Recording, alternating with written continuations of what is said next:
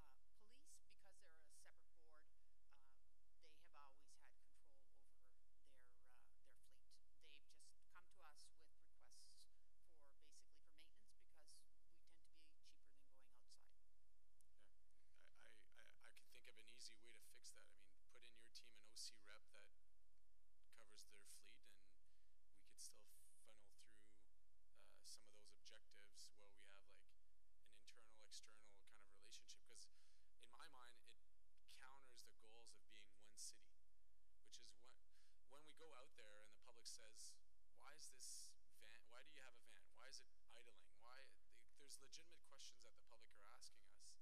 Why not electric? Why not hybrid cars? And well, it makes us weak when it's like, well, OC is doing this and police is doing that. It'd be nice to have an internal working group that sets the same goals for a green fleet. So I don't know, how would we achieve that? I think you just suggested a very good way to achieve it, and I think an internal working group is probably would be beneficial. But I know that OC Transpo will be very reluctant to give up control over the maintenance of their buses to a group that isn't directly responsible to them. So they don't want to have to be in a queue and told, well, we have to fix this first before we can get to yours. Also, a bus mechanic and a guy who does the salters and snowplows, that's almost a completely different skill set. So there's not a lot of economies of scale to be gained for the majority of their fleet. But I will take that back, the suggestion of a working group. I think it's a great one. And I can tell you, they are working toward the same objectives as we are at OC Transpo. Just to be clear on my goals, I'm not talking operational, but just from a procurement standpoint or a procurement management standpoint, which is where your basic capital costs come in, or your renewal costs come in. Like that's as a city, as one, we could start having that management structure. That would be interesting, because we could then control what's being purchased from other groups and kind of validate or say, hey, you're heading in the wrong direction. We certainly can look at that, and that would work for the portion of the fleet at OC Transpo that is the light fleet that they have. So yes, their procurement would mesh well into ours. Buses, we don't buy any buses, so it would be completely different. But police as well. Police cars are not your regular cars you buy off the lot. They're a special run, because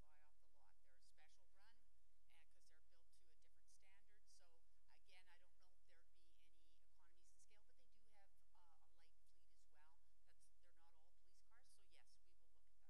Okay. Do you need a motion for that, or is direction? No, we can take direction. That's fine.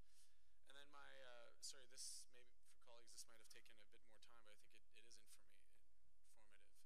The other one is last year you and I had talked, I think in 2017 we bought 9 Zambonis. And to me that was one of the weak point of that it'd be procurement, that it'd be the financial elements. You did a scan of it, but to me, I still feel that there was a bit of a weakness in our approach around procurement and around how the Green Fleet Fund work, because you identify an opportunity, you go and see if the additional capital costs are available in the Green Fleet, you then make a decision to purchase that equipment.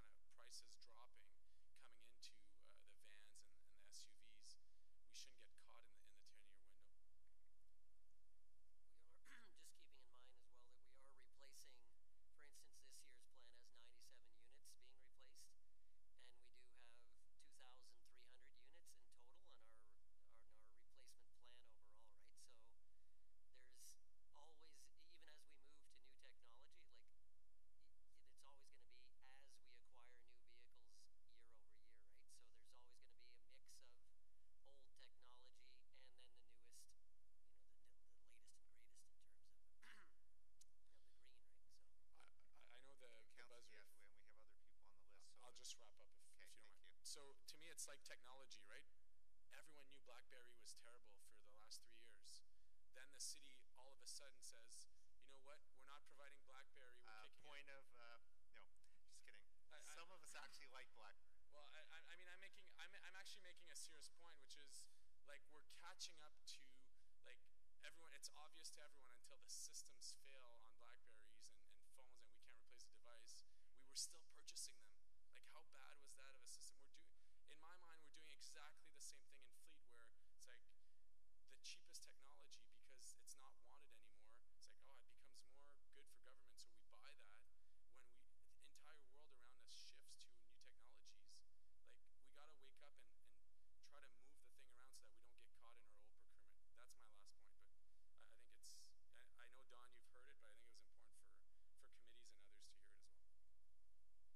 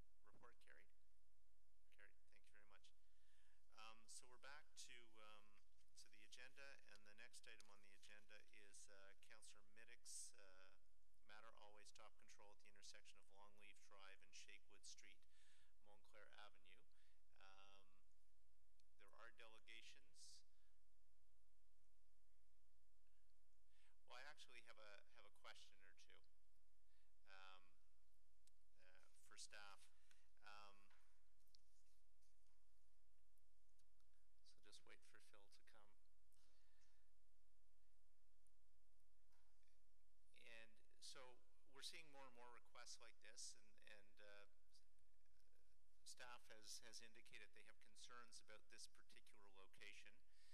And in particular, they've indicated that they believe that if such a stop goes in, that there is going to have to be ongoing police enforcement at that particular location. I'm wondering if you can, are you in a position to talk a little bit about that, and whether, I know we can't direct police services to do things, but we can direct you to bring it to police services' attention that this, if this passes, that this always stop is going to be in place, and in your opinion may require, at least initially, some a bit more police presence in order to make the point it's there, it's to be enforced, that sort of thing. So are you in a position to accept our direction to go to police and say that they have to, or we'd like them to, be out there, at least initially, to do more enforcement? Yes, Mr. Chair, we can contact the police and ask them to do that. And for those in the audience, and we don't need to call upon the delegations if everybody's in favor, but I just wanted you to be aware that our staff does, it's your community, but our staff does have reservations about this particular installation. And one of them is they believe that there will be non-compliance, which will require the police to be out there to enforce. So I don't need you to come up. I mean, the councilor, if the councilor wants you to come up to speak to it, but I just wanted to put that on your radar, that there are concerns on the staff side, and police may or may not be there to do what we've just asked staff to ask them to do. Councilor Drews has a question or a comment. Thank you, Mr. Chair. For you, I know that when we install a new stop sign, we put a new stop ahead, and also I find it very effective when we put a new stop sign for the resident to be aware of it. You know, the pre-warning that we talk about about before the stop sign, the white line that we put. I think maybe we should also consider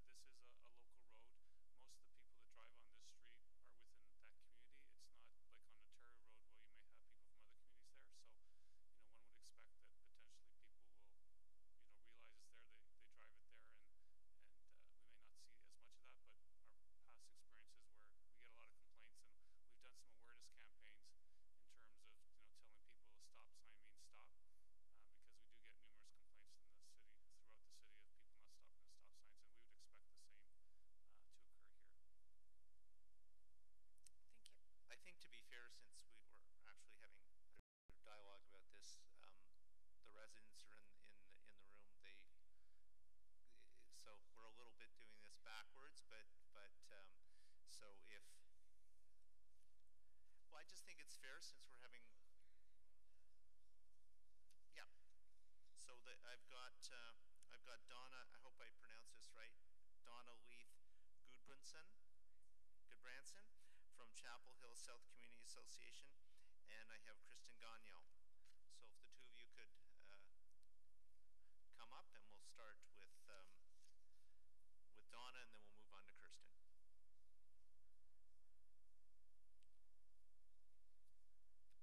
Sure, that's fine. Great, thank you. Merci beaucoup de me recevoir aujourd'hui. Je pense que j'apporte une différente perspective de la communauté puis des résidents. Thank you for having me. Greatly respect the reports that I've read and the opinion of the city staff. However, I bring a human element and experience to the story that I think needs to be heard. So why am I here? About a year ago, I started emailing my city councilor, who has been great in taking on this issue. I've lived in the community for 7 years, and my kids are 9 and 11.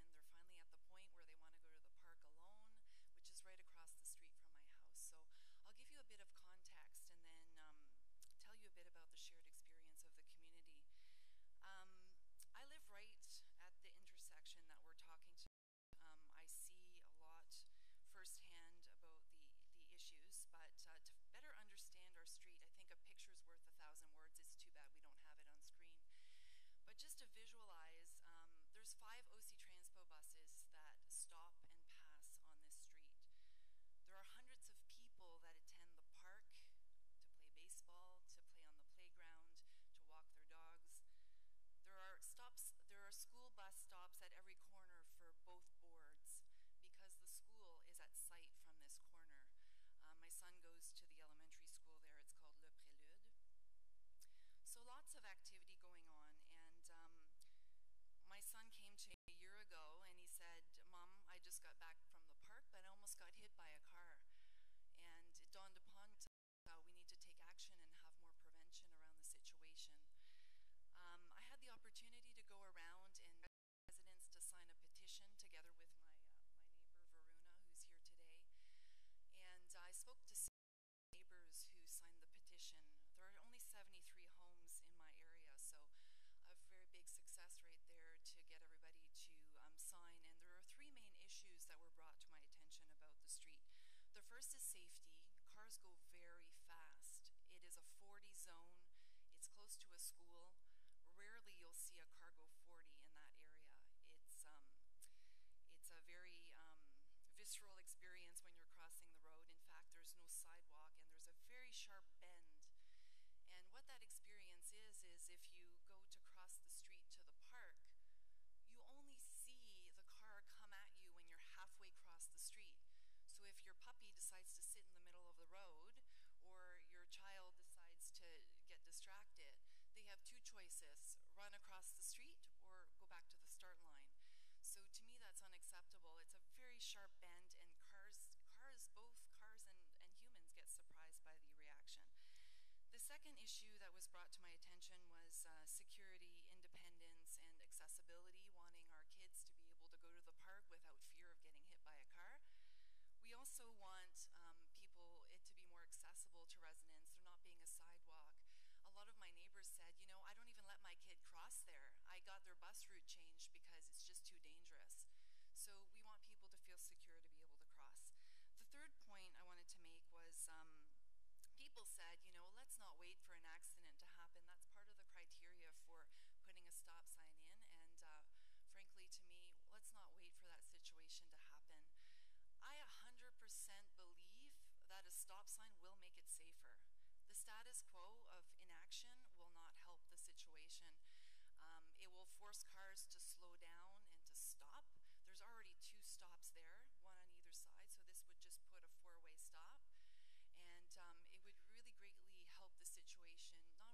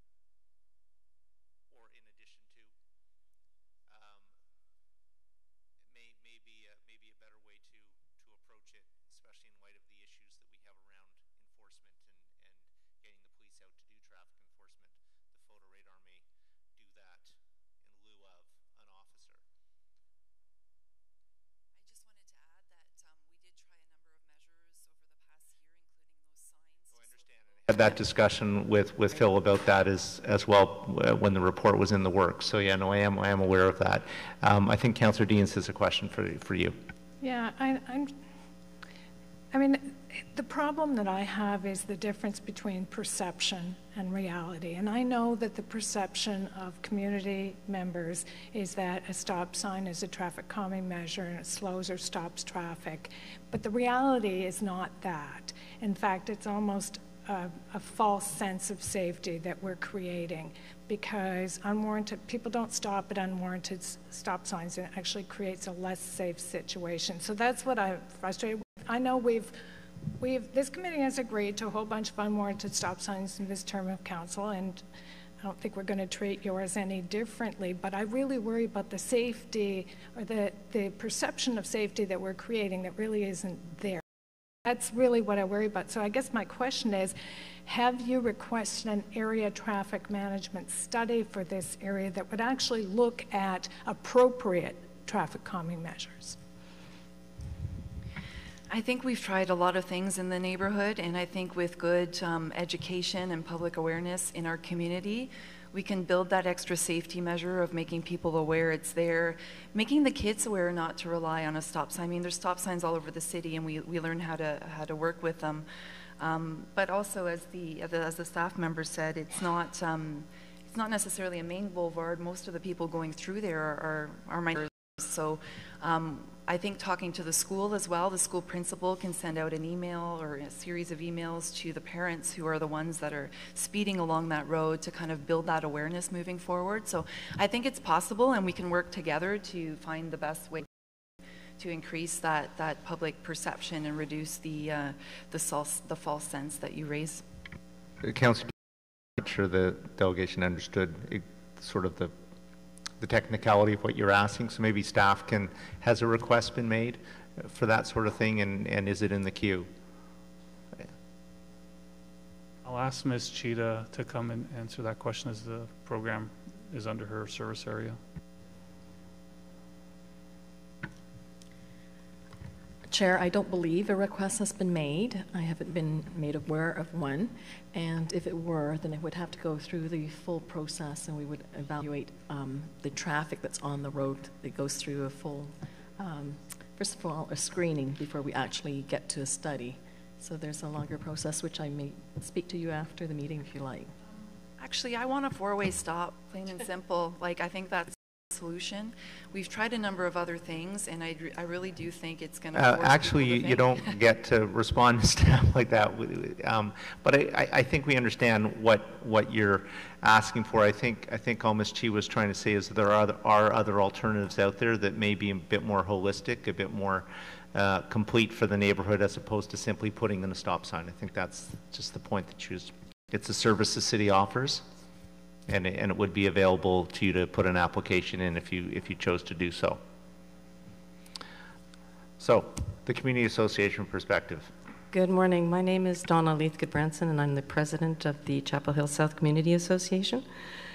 As president of the Community Association, we have received numerous complaints from the residents in the area over the years about Longleaf Drive as it approaches Shakewood and Montclair.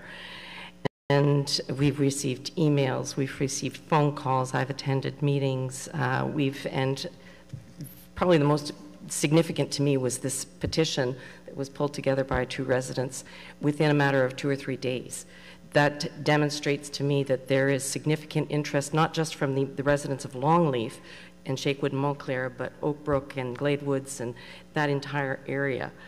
And hence the letter that I then wrote to Councillor Middick asking for to follow up with this 4-way stop, which we strongly support.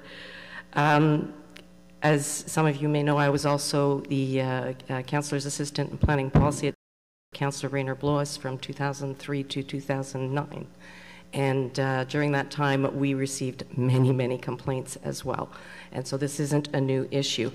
I have spoken with the principal of the school, L'École élémentaire publique Le Prélude, as well as to the school board trustee from the Conseil des écoles publiques de l'Est de l'Ontario, so Carol Séguin and Mark Roy.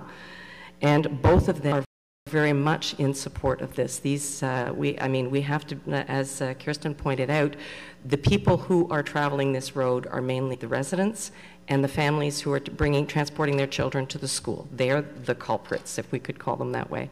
And so the school at Carole-Séguin, they send out notices to the parents, please slow down. They do it for the fire routes as well, but they ask the parents to slow down, and for a short period of time there's compliance until they get the next complaint, and then they send that reminder again and again, because these are their children that are being put in danger.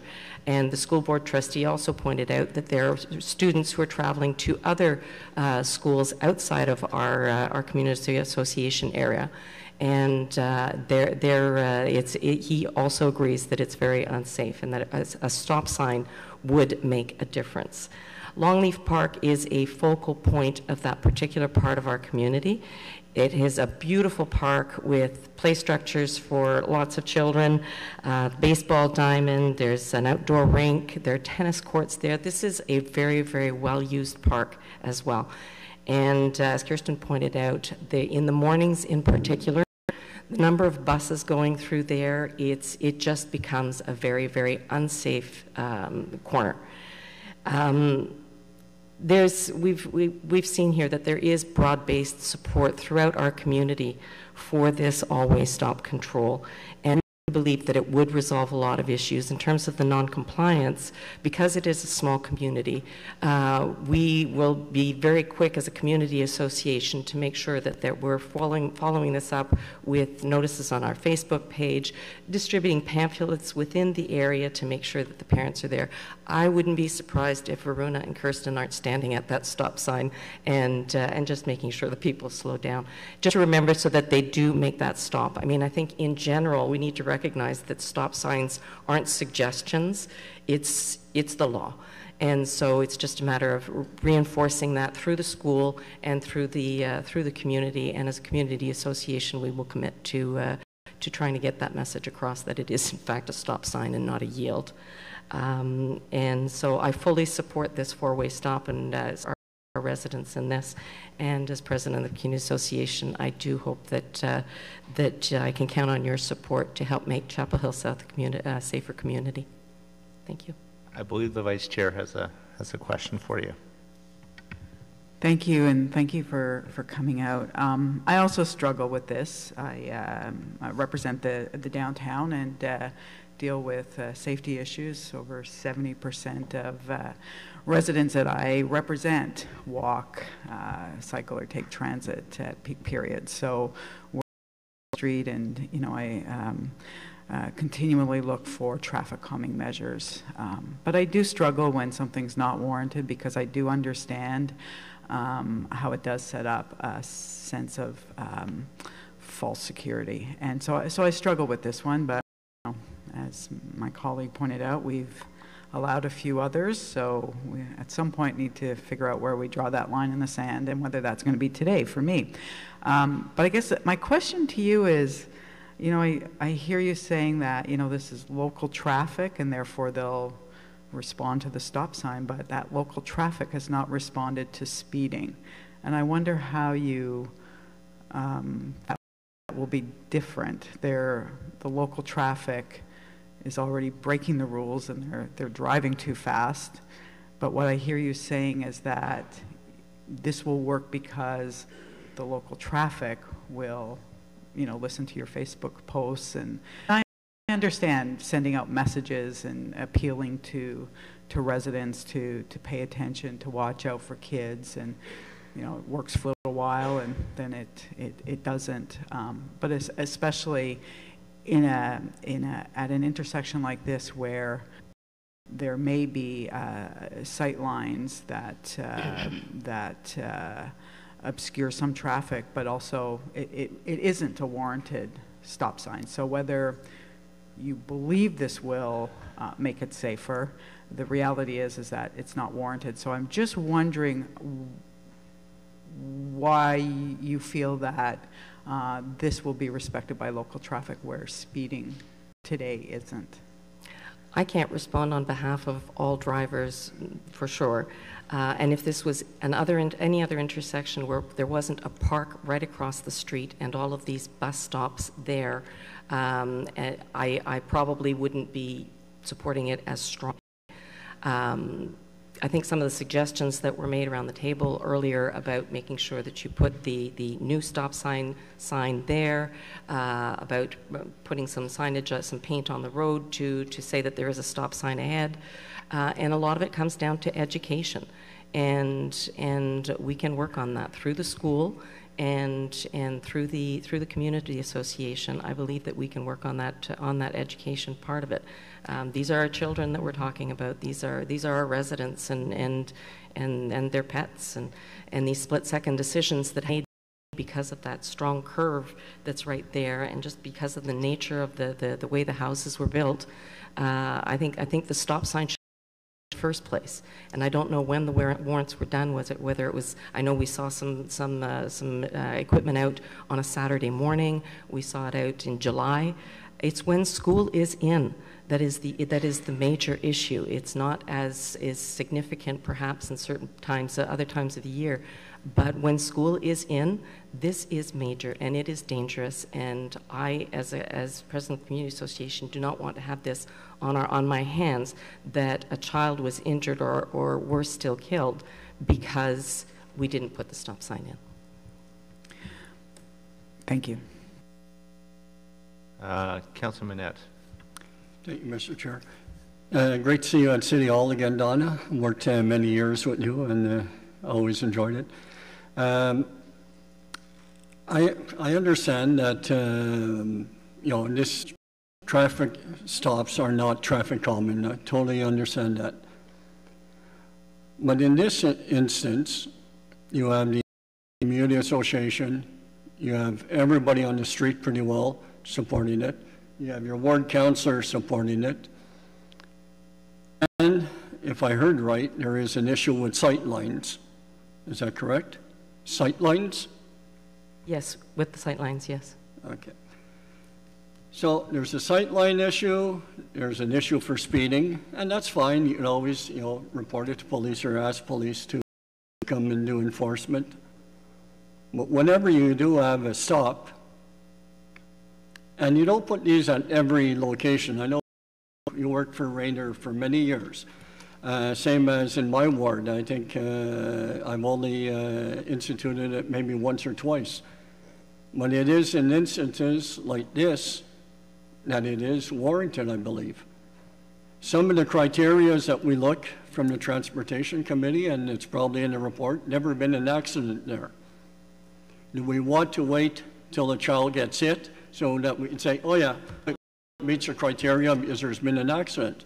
Personally, I think the ward councillor is correct, that if there is an issue, deal with it now and, have it resolved. So I will be supporting it, and, I know most people around this around this Transportation Committee have had requests like this, and most of them have been approved in the past after discussion. And, that the majority of members will support Councillor Mittick and the community on this issue. Thank you. Thank you, Councillor. Councillor Manette, just one clarification, just so everybody understands the warrants, if you will, that Councillor Manette's referring to. They're not city-baked they're provincial. So they're warrants that are applied right throughout the province. So it's not a. Just wanted that clarification. It's not our transportation staff saying this is the way we think it is. It's a bigger scope. Councillor Moffat. Thank you. I appreciate that you came and spoke today and that you understand that you are part of the solution. You're probably the biggest part of the solution. Putting stop signs in and then calling the police is not a solution.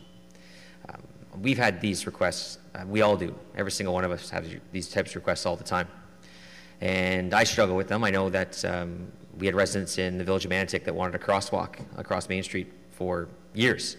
I refused to put one in. It's legal under the Highway Traffic Act. The issue in Ontario was that if a kid gets hit in a crosswalk, it's actually the kid's fault. So the Highway Traffic Act has been changed, and that addresses that.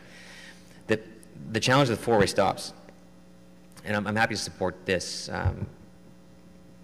because I think, you know, in isolation, I think you have to look at these things in isolation and you have to evaluate them as you go.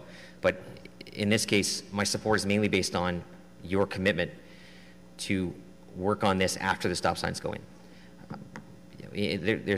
I've had a case where I've refused to do a four-way stop because my concern is that someone gets hit after the four-way stop's put in. And to me, that's on me. You know, following a policy, while sometimes it can be, you know, frustrating, there's a policy that's there for a reason. In a lot of cases, the policy is done with good reason. When you go against that policy and then something happens, that's directly on the people that went against the policy. So your role in this, your role in educating your residents, those 73 people that signed that petition, to get them to comply with this stop sign is paramount to its success. Because if a kid does get hit after we put a four-way stop in, you're not going to feel any better than if there was no four-way stop at all. Both instances are just as bad. So that ownership in the community, and Councillor Manette mentioned it in his community, getting that buy-in, that's the only way this is successful. I mentioned the same thing to Councillor DeRuse when we put a four-way stop at the corner of Osgood Main Street and Elizabeth Street in Osgood. And unfortunately, that's a main street. You know, luckily, Longleaf is not as major road. I see people running that stop sign all the time on the way to hockey, unfortunately. But it's, you know, your role is huge in this, and the councillor's role to make sure that this does work. Because once it's in, I mean, you're not going to pull the thing out. So you got to get it right. That's all. Thanks. Thank you, Councillor Moffat. I don't see anybody else on the list. I have a few comments I wanted to make. Yeah, if you can speak, and then I'll wrap up. Sure. I didn't expect so much debate over a stop sign. Wow. But I want to thank the Deputy Mayor and others that are supporting this. I know in my ward, if compliance is an issue, like there's probably 100-year-old stop signs in the city that no one stops for. But when I first came into office, I was approached by a member of the Community Association, Michael Francis, who isn't here today. So he put it on our radar within months of me taking office, and I was told by Donna, something she dealt with as well, while Councillor's assistant. We tried all the other measures that are at our disposal with the our $40,000 a year. We bought some flex stakes. We put in the signs with the Community Association, slow down for us. I've driven the intersection. The visibility is an issue, despite the report saying that it isn't. My staff have driven the intersection multiple times, and every time with Donna, I'm told the visibility sucks. There are kids that have almost been hit, and the community wants it. And, you know, I'll just, I am glad, though, that with all this discussion, I now know how difficult it is for some of us with unwarranted stuff, and I'll have to consider that next time an unwarranted suggestion comes from one of their wards, I suppose. But the quote, I think our colleague here, parents don't feel safe with their children going across the road with the traffic and speed. And that's from Councillor Deans when we reduced Hunt Club to 60 for her, because it didn't meet the warrants, but it's what this community and what the councillor wanted. And so that's what we're doing here today, and I thank everyone who's going to support it. Thanks. Thank you, Councillor Minnick. Just a couple of quick wrap-up comments. I think what this discussion highlights in our city is a number of things.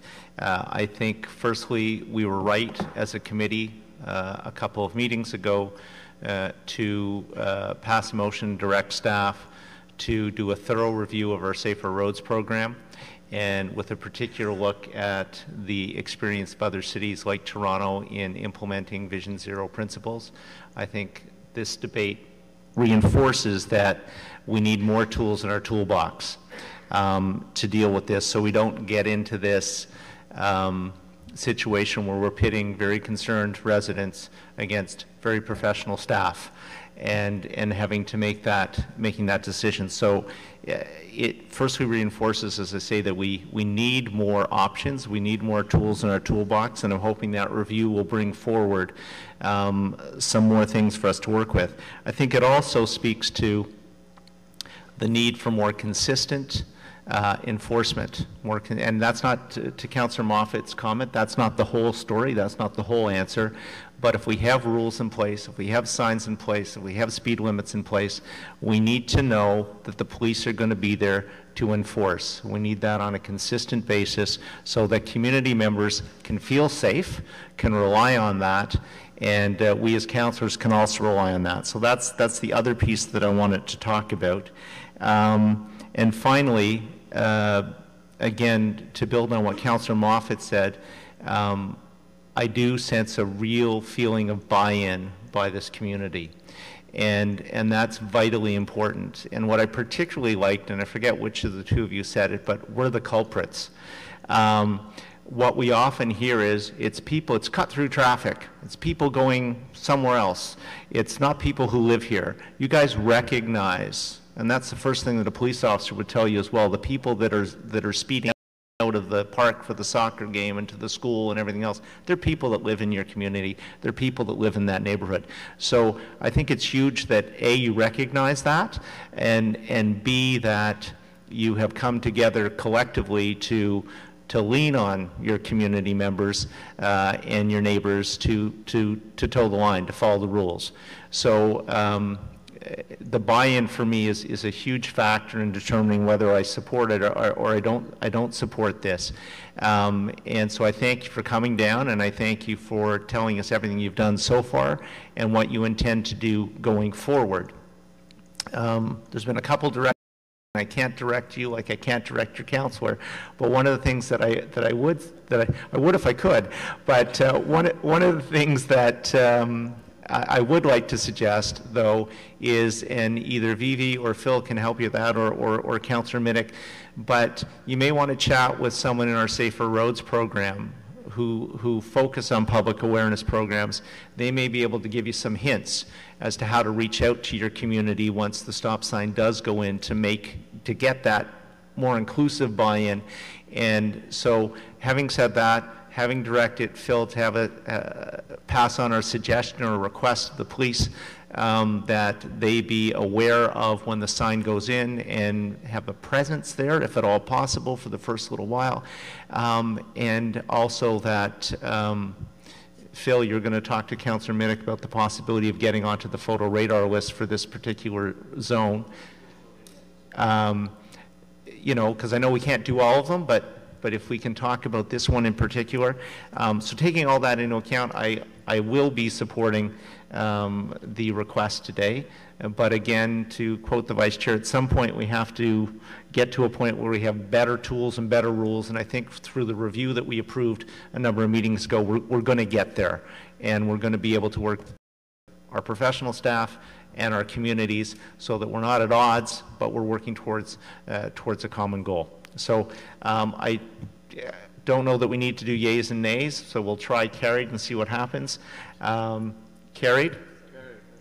Okay. Thank you very much, and thank you for coming down and making your case.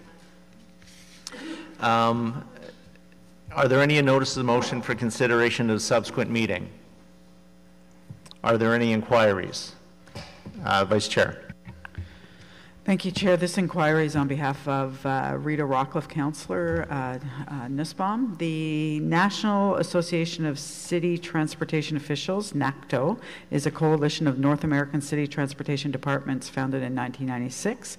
NACTO has developed expertise in transit and active transportation planning and has become known as a leader in complete street design. Canadian cities such as Toronto, Montreal, Halifax, and Vancouver have signed on as NACTO member cities. Can staff please provide information to city councillors on the potential benefits and costs of NACTO membership for the City of Ottawa? Okay. I'll forward that on. Yeah. It's fine, thank you. Any other business? Adjournment? Okay, and our next meeting is the 1st of November 2017.